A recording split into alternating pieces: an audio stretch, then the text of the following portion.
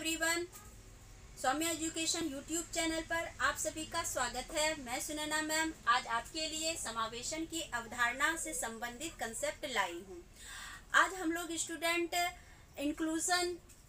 के कंसेप्ट के बारे में जानेंगे। तो ये इंक्लूजन की जो पॉलिसी होती है यानी समावेशन की जो नीति होती है, ये हर विद्यालय और सारी शिक्षा व्यवस्था से व्यापक रूप से जुड़ी हुई होती है, जिसमें कि हर बच्चे के जरूरत से संबंधित गतिविधियों का समावेशन किया जाता है और इस प्रकार के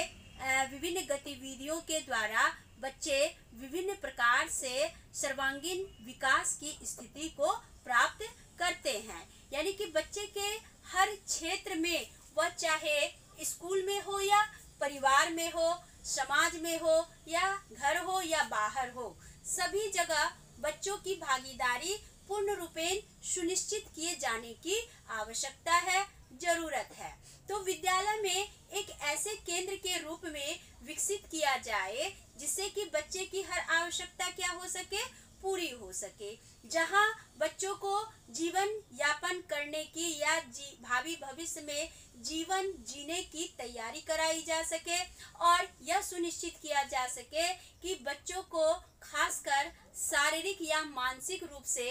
असमर्थ बच्चे जो हैं उन पर ध्यान दिया जा सके, उनकी हर प्रकार के जो भी इंटरेस्ट हैं, उनके हर प्रकार के जो भी प्रॉब्लम है, तो ये सारी बातें क्या हो सके, पूर्ण रूपेण मतलब कि समावेशित हो सके और इनके लिए जो है टीचर को या विभिन्न प्रकार के विद्यालय संस्थाओं को ध्यान देना चाहिए। तो हम यहाँ एक और भी बात देखेंगे कि हम जब किसी भी जैसे कि समाज में हाशिए पर जीने वाले जो भी बच्चे हैं या कठिन परिस्थितियों में जीवन यापन करने वाले बच्चों को सबसे ज्यादा क्या मिलना चाहिए, हर प्रकार के अवसर मिलना चाहिए, उन्हें किसी भी प्रकार के अवसरों से वंचित नहीं करना चाहिए। तो ऐसे प्रत्येक विद्यालय व्यवस्था की क्या होनी चाहिए, जरूरत जिम्मेवारी होनी चाहिए। तो समावेशन तभी होगा जब हम बच्चे के हर प्रतिभाओं को हम समान रूप से क्या कर सके, एक स्थान दे सके, एक उनके प्रतिभा का प्रदर्शन कर सके, उनको विभिन्न प्रकार के अवसर और मौके दे सके, उन्हें प्रोत्साहित कर सके, उनके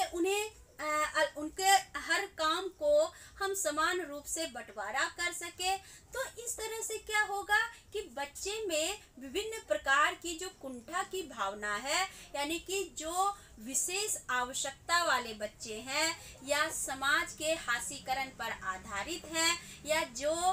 बहुत ही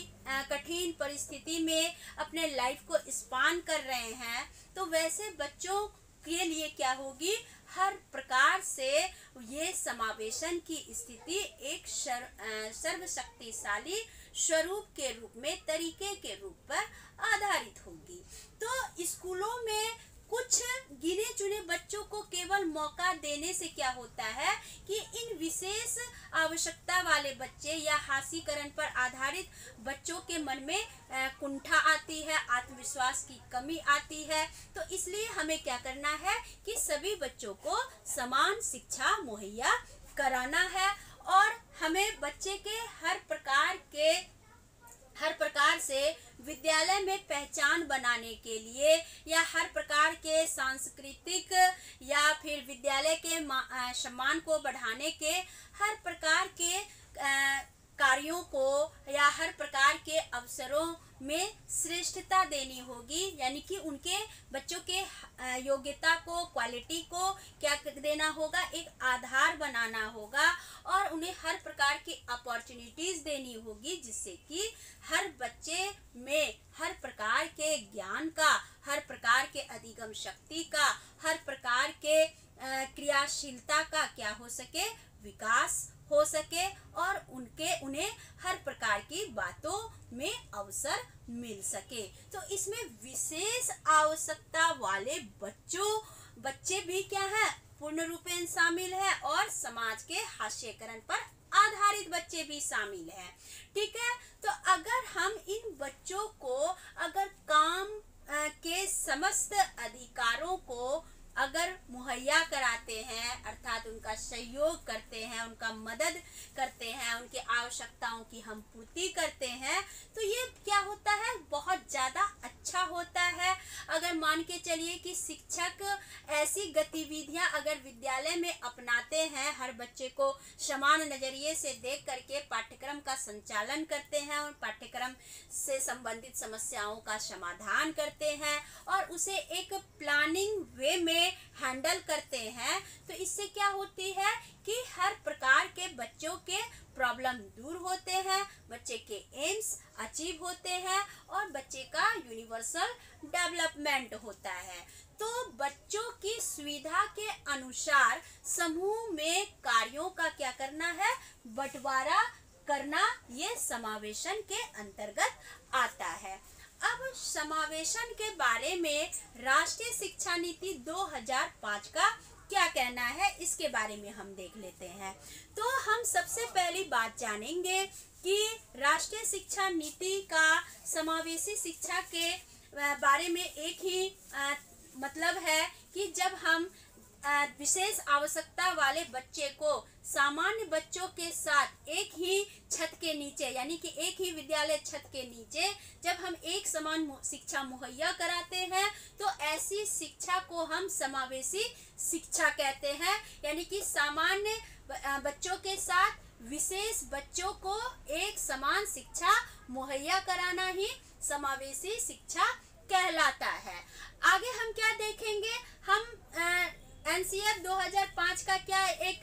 कहना था, क्या कथन था कि विकलांगता जो है या जिसे दिव्यांगता भी कहते हैं, तो एक क्या है, एक हमें एक सोशल रिस्पॉन्सिबिलिटीज के रूप में क्या करनी चाहिए, स्वीकार करना चाहिए कि अगर हमारे समाज में ऐसे व्यक्ति हैं जो विकलांग हैं या दिव्यांग हैं, तो उन्हें हमें क्या करना चाहिए, एक रिस्पॉन्सिबिलिटीज समझ करके उनके हर जरूरतों को पूरा करना चाहिए, हर अवसरों को देना चाहिए। सभी विशेष आवश्यकता वाले बच्चों को, विद्यार्थियों को विद्यालय में प्रवेश को रोकने के कोई प्रक्रिया नहीं होनी चाहिए। सभी जाए, सभी का नामांकन हो, सभी को प्रवेश मिले। तो इस बात पर हमें क्या करनी है, समावेशन की स्थिति को सुनिश्चित करनी है। अगर कोई बच्चा अगर फेल नहीं होता है, तो वह केवल स्कूल की असफलता को दर्शाता है। यानी कि स्कूल में हर प्रकार के काम क्या हो रहे हैं, अच्छे से हो रहे हैं, पठन पाठन अच्छा हो रहा है, तो जिससे कि बच्चे फेल नहीं हो रहे हैं। तो यहाँ हम स्टूडेंट यही देखते हैं कि इन सारी बातों को हम देख करके हम हर बच्चे को विद्यालय में जब समान अवसर मुहैया करते हैं और उनके हर प्रकार के आवश्यकताओं,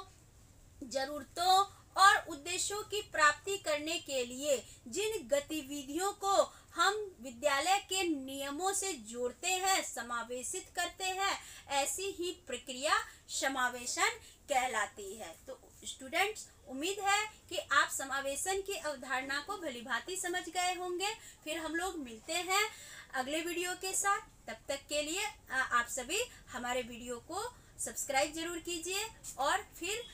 लाइक बटन भी दबा दीजिए ताकि अगले वीडियो का आपको नोटिफिकेशन मिल सके। आज बस इतना ही, फिर हम लोग मिलेंगे कल।